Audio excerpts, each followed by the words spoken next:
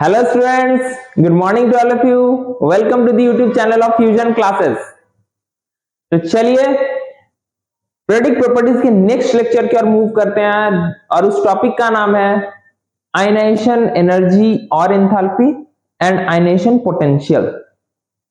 Basically ये topic बहुत common topic है और 11 में या 12 में हम लोग अक्सर इस टॉपिक पे डिस्कस बहुत बार किए होंगे। ठीक है, तो चलिए हम लोग डायरेक्टली टॉपिक में मूव करते हैं। What do you mean by ionization energy? क्या समझते हैं हम लोग आयनाइजेशन एनर्जी या एंथैल्पी?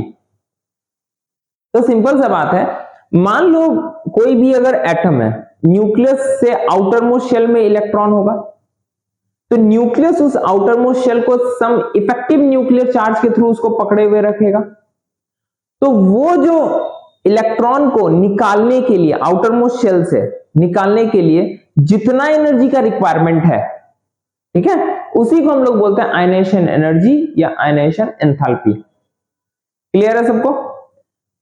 फिर से समझना, बट एक चीज ये ध्यान रहना चाहिए, ये आयनाइजेशन एनर्जी या एंथैल्पी हमेशा गैसियस आइसोलेटेड में होगा, कभी भी सॉलिड लिक्विड में नहीं होगा। रीजन क्या है? क्योंकि सॉलिड लिक्विड जब होगा वहां पे सिर्फ एक न्यूक्लियाई नहीं रहेगा और भी सारे एटम्स रहेंगे, क्योंकि गैसियस में सिंगल एटम रहता है, आइसोलेटेड रहता है गैसियस केस में, है ना। तो इसीलिए हमेशा गैसियस आइसोलेटेड एटम से ही हम लोग आयनाइजेशन एनर्जी का हम लोग पता करते हैं, क्योंकि अगर हम लोग सॉलिड लिक्विड में लेंगे तो एग्जैक्ट आयनाइजेशन एनर्जी हम लोग को पता नहीं चल पाएगा। तो इसी चीज को मैंने यहां लिखा है, आयनाइजेशन एनर्जी और enthalpy of an element is defined as the minimum amount of energy required to remove the outermost shell electron from an isolated gaseous atom। मान लो मेरा एटम X है, to form gaseous ion, obvious सी बात है, मान लो मेरा आयन X है, उससे हम एक इलेक्ट्रॉन निकाले तो किस में कन्वर्ट हो गया? X प्लस, कैटायन बन गया। It is usually represented as ionization enthalpy या IE1 से भी हम लोग कर सकते हैं। 1 लिख रहे हैं क्योंकि आयनाइजेशन, ये फर्स्ट एक ही इलेक्ट्रॉन निकल रहा है तो 1, अगर 2 निकला तो 2, 3 निकला तो 4, 3, 4 निकला तो 4। समझ में आई बात? अब यहां पे एक क्वेश्चन आता है कि सर इसको आयनाइजेशन पोटेंशियल क्यों कहते हैं? बेसिकली किताब में, बहुत कम किताब में ये दिया हुआ रहता है, आयनाइजेशन पोटेंशियल क्यों कहते हैं। इसका रीजन है कि न्यूक्लियस जो होता है ना, वो पॉजिटिव चार्ज होता है। सबको समझ में आ रही होगी, न्यूक्लियस कैसा होता है? Positive charge. और जो इलेक्ट्रॉन आउटर मोस्ट शेल में है वो कैसा चार्ज होता है? Negative charge.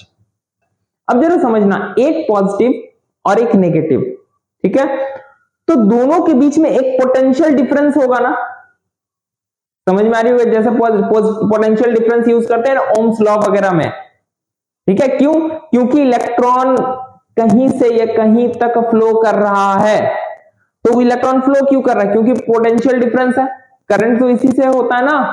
बात समझ में आ रही है? उसी तरह न्यूक्लियस और इलेक्ट्रॉन के बीच में एक पोटेंशियल डिफरेंस होता है, तो जितना पोटेंशियल रिक्वायरमेंट है उस इलेक्ट्रॉन को निकालने के लिए, उसी को बोलते हैं आयनाइजेशन पोटेंशियल। तो पोटेंशियल टर्म वहां से आता है, ठीक है, क्योंकि न्यूक्लियस और इलेक्ट्रॉन के बीच में एक पोटेंशियल डिफरेंस होता है।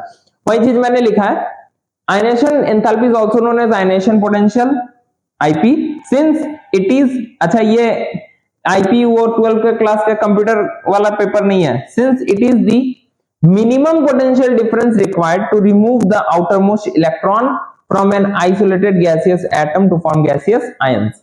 क्लियर है? अच्छा, यूनिट क्या होगा IE या IP का? सिंपल सा बात है, इलेक्ट्रॉन वोल्ट पर एटम और किलो कैलोरी पर मोल या फिर किलो जूल पर मोल, तीनों यूनिट में हम लोग लिख सकते हैं। क्योंकि एनर्जी है तो जूल, कैलोरी, इलेक्ट्रॉन वोल्ट इसी सब में यूनिट में रहेगा। चलो नेक्स्ट आते हैं, नेक्स्ट आता है एक सक्सेसिव आयनाइजेशन एंथैल्पी या energy. What do you mean by successive ionization energy या एंथैल्पी? सक्सेसिव का मतलब क्या होता है? एक के बाद एक, एक के बाद एक इलेक्ट्रॉन निकला, फिर दूसरा निकला, फिर तीसरा निकला। जैसे यहाँ पे X से पहले X प्लस से फिर X2 प्लस से फिर X3 प्लस, तीनों इलेक्ट्रॉन निकल रहा है एक एक करके। अच्छा, इसका अगर हम बोले ये आयनाइजेशन 1, एंथैल्पी 2 या एंथैल्पी 3। अब जरा सा समझना, अगर हम तीनों का ऑर्डर देखें ना, तो ऑर्डर सबसे ज्यादा आयनाइजेशन एनर्जी किसका होगा? IE3 का, फिर IE2 का, फिर IE1 का। मतलब सक्सेसिव आयनाइजेशन एनर्जी या एंथैल्पी ऑलवेज इंक्रीजेस। समझ में आई बात? मतलब एक के बाद हमेशा वो क्या होता है, बढ़ जाता है।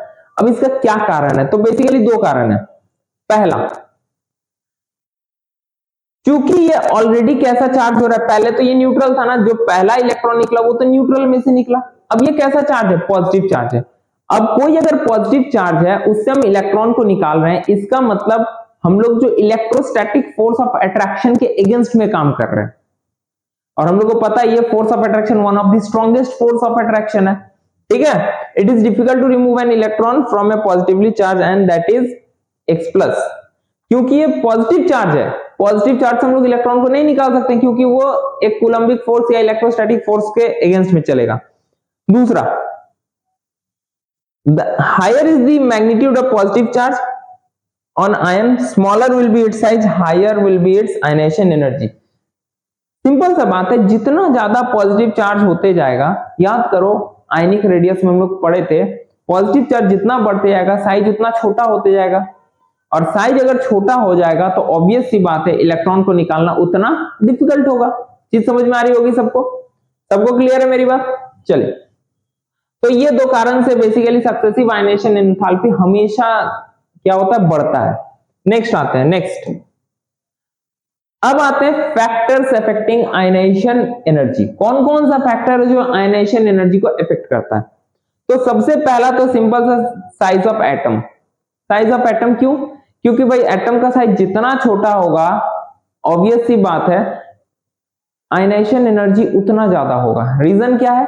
क्योंकि भाई न्यूक्लियस उतना अच्छे से इफेक्टिवली आउटर मोस्ट शेल के इलेक्ट्रॉन को पकड़ के रखेगा, तो इसीलिए ionization enthalpy is inversely proportional to size of atom. जितना छोटा होगा size of atom, ionization energy उतना ज्यादा। दूसरा, इफेक्टिव न्यूक्लियर चार्ज। सिंपल सा बात है, इफेक्टिव न्यूक्लियर चार्ज का मतलब क्या होगा, न्यूक्लियस कितना इफेक्टिवली आउटर मोस्ट शेल के इलेक्ट्रॉन को पकड़ा हुआ है, तो जितना ज्यादा इफेक्टिव न्यूक्लियर चार्ज होगा क्या होगा, आयनाइजेशन एनर्जी भी उतना ज्यादा होगा। सेम वही चीज है, क्लियर? चले नेक्स्ट आते हैं, शील्डिंग और screening effect of inner shell electrons. भाई समझना इस चीज को, मान लो इनर शेल में ज्यादा इलेक्ट्रॉन है तो वो ज्यादा आउटर मोस्ट शेल के इलेक्ट्रॉन को बाहर की ओर ढकेलेगा। समझ में आ रही होगी बात? कोई इलेक्ट्रॉन अंदर आना चाह रहा है पर अंदर वाला क्या कर रहा है, उसको बोलता है नहीं भाई तू अंदर मत आ, तो बाहर की तरफ जितना ढकलेगा न्यूक्लियस का अट्रैक्शन उतना कम हो जाएगा, आयनाइजेशन एनर्जी क्या होगा, उतना कम हो जाएगा। तो इसीलिए सॉरी यहां पे थोड़ा सा बाय मिस्टेक है, ionization energy is inversely proportional to shielding, मतलब शील्डिंग इफेक्ट जितना ज्यादा होगा आयनाइजेशन एनर्जी उतना कम होगा। प्लीज इसको थोड़ा सा देख लेना, बाय मिस्टेक यहां पे थोड़ा सा टाइपिंग एरर है। ये बेसिकली हो जाएगा शील्डिंग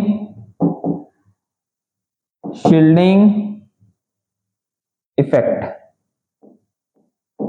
ठीक है, शील्डिंग इफेक्ट। जितना ज्यादा आयनाइजेशन शील्डिंग इफेक्ट जितना ज्यादा होगा आयनाइजेशन एनर्जी उतना कम हो जाएगा। सिंपल सा रीजन मैंने अभी बता दिया, ठीक है। चलो, penetration effect of orbitals. Penetration effect का मतलब क्या हुआ कि हम लोग याद करो एसपीडीएफ, न्यूक्लियस के जो जितना ज्यादा सामने रहेगा, है ना, न्यूक्लियस के जो जितना ज्यादा सामने रहेगा न्यूक्लियस उतना टाइटली उसको पकड़े रखेगा। सिंपल सा बात है, इलेक्ट्रोस्टैटिक फोर्स ऑफ अट्रैक्शन है, तो जितना क्लोज रहेगा न्यूक्लियस उतना ज्यादा उसको पेनिट्रेट किया हुआ रहेगा, है ना। इसी इफेक्ट को पेनिट्रेटिंग इफेक्ट या पेनिट्रेशन इफेक्ट बोलते हैं। तो सबसे क्लोज कौन है, एस एफ, फिर डी है, फिर एफ है, फिर एस पी डी एफ, ये है। तो ऑब्वियस सी बात है पेनिट्रेशन इफेक्ट सबसे ज्यादा एस के लिए है, तो एस से इलेक्ट्रॉन निकालना सबसे डिफिकल्ट है, ठीक। मतलब उससे अगर इलेक्ट्रॉन निकालना है हमको तो आयनाइजेशन एनर्जी क्या होना चाहिए, हाई होना चाहिए। चीज समझ में आया? तो वही चीज यहां पे भी है कि ionization energy increases as the penetration effect of the electron in different orbitals increases, ionization is directly proportional to penetration effect। और penetration effect क्या होता है, SPDF का ऑर्डर में होता है, सबसे ज्यादा S, फिर P, फिर D, फिर F, ठीक। नेक्स्ट आता है stability of half filled and fully filled orbitals. जितने भी हाफ फिल्ड और फुल्ली फिल्ड होते हैं वो एक्स्ट्रा स्टेबल होते हैं। हम लोग इलेक्ट्रॉनिक कॉन्फ़िगरेशन वाले सेक्शन में देखे थे, है ना, एटॉमिक स्ट्रक्चर जब पढ़ रहे थे। तो ऑब्वियस सी बात है जब हम लोग हाफ फिल्ड और फुल फिल्ड होगा, वहां से इलेक्ट्रॉन निकालना सबसे डिफिकल्ट होगा। क्यों? क्योंकि भाई वो ऑलरेडी स्टेबल है। तो वही चीज मैंने, half filled and full field orbitals have extra stability and therefore the removal of N electron from such an atom requires more energy then expected. जितना एक्सपेक्टेशन है उससे हमको ज्यादा एनर्जी देना पड़ेगा। चीज समझ में आई सबको? सबको ये बात क्लियर है? चलिए, तो ये हो गया कुछ पॉइंट्स, फैक्टर्स कौन कौन अफेक्ट करते हैं किसको? आयनाइजेशन एनर्जी को। नेक्स्ट आते हैं, अब आते हैं थोड़ा सा इंपॉर्टेंस, आयनाइजेशन एनर्जी का क्या क्या इंपॉर्टेंस है, थोड़ा सा ध्यान देना। The elements having low value of ionization in potential readily lose their valence electron। ठीक है, जो जिसका आयनाइजेशन पोटेंशियल बहुत कम है, आयनाइजेशन एनर्जी बहुत कम है, वो इजीली बैलेंस इलेक्ट्रॉन को क्या करते हैं? लूज कर देते हैं। And act as electropositive element, और इस सबको क्या बोलते हैं? इलेक्ट्रोपॉजिटिव, जितने भी मेटल्स होते हैं, है ना। चलो, these element forms cation and ionic compounds। क्योंकि ये कैटाइन बनाते हैं तो ये जनरली कैसे कंपाउंड बनाते हैं? आयनिक कंपाउंड, जैसे NaCl, KCl, MgCl2, है ना। Clear? The elements having low value of ionization potential act as strong reducing agent। वैसे एलिमेंट जिसका आयनाइजेशन पोटेंशियल काफी लो रहता है वो इजीली इलेक्ट्रॉन डोनेट कर सकता है, और जो इलेक्ट्रॉन डोनेट करता है किसी को तो वो कैसा एजेंट होता है? रिड्यूसिंग एजेंट, है ना। चलो next, the elements with low ionization energy are basic in character. जितने भी जैसे मेटल्स होते हैं वो बेसिकली क्या होता है? बेसिक होते हैं, बेसिक ऑक्साइड्स बनाते हैं। क्यों? क्योंकि वो इजीली इलेक्ट्रॉन लूज करते हैं। बेस किसको बोलते हैं? जो इजीली इलेक्ट्रॉन डोनेट करता है। जैसे हम लोग बोलते हैं ना NH3 इज अ बेस, क्योंकि वो अपना लोन पेयर इजीली डोनेट करता है। आई बात समझ में? चलो आगे बढ़े, क्लियर है यहां तक? अब देखो, बेसिकली आयनाइजेशन एनर्जी से एक और चीज पता कर सकते हैं, क्या? Stability of various oxidation states of an element. ठीक है, बहुत सारा ऑक्सीडेशन स्टेट को हम लोग प्रिडिक्ट कर सकते हैं किसके हेल्प से? आयनाइजेशन एनर्जी के हेल्प से। जैसे पहला point, when the difference in ionization potential of two successive state is approximately 10 to 15 electron volt. मान लो हम किसी भी एटम का दो आयनाइजेशन एनर्जी निकाल रहे हैं, 1 2, ठीक है, और दोनों का जो आयनाइजेशन एनर्जी का बीच का गैप है वो कितना है? Energy gap 10 to 15 electron volt पर एटम। मान लो पहला का 10 है, 10 इलेक्ट्रॉन वोल्ट, और दूसरा का आ गया मान लो तुम्हारा 25 इलेक्ट्रॉन वोल्ट। ठीक है, तो उस केस में the higher oxidation state is more stable.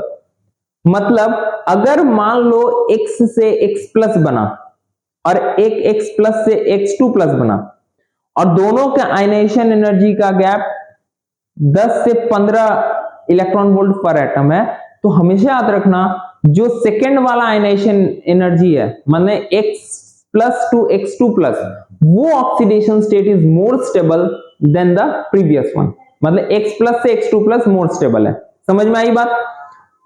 अब वही चीज जस्ट उल्टा, अगर ये difference is about 16 electron volt और मोर, मतलब 15 से ज्यादा हो जाए, 16 या 16 से ज्यादा, तो फिर जो लोअर वाला ऑक्सीडेशन स्टेट है वो मोर स्टेबल हो जाएगा। कैसे? एक एग्जांपल मैं यहां पे लिख के कोशिश करता हूं मैं समझाने का। देखो, जैसे मान लो, नहीं तो मैं यहां के बदले मैं इस जगह पे मैं दिखा देता हूं, रुक जाओ एक मिनट, जस्ट मिनट। हाँ, जैसे यहां पे मैं दिखा देता हूं, यहां पे मैं दिखाता हूं, समझा देता हूं इस चीज को। इसका मतलब हो गया, मान लो ये जो है फर्स्ट, मान लो X कोई मेरा एटम है, इसका है 10 इलेक्ट्रॉन वोल्ट पर एटम, और इसका है 15 इलेक्ट्रॉन वोल्ट पर एटम। ठीक है, दोनों का गैप कितना हो गया?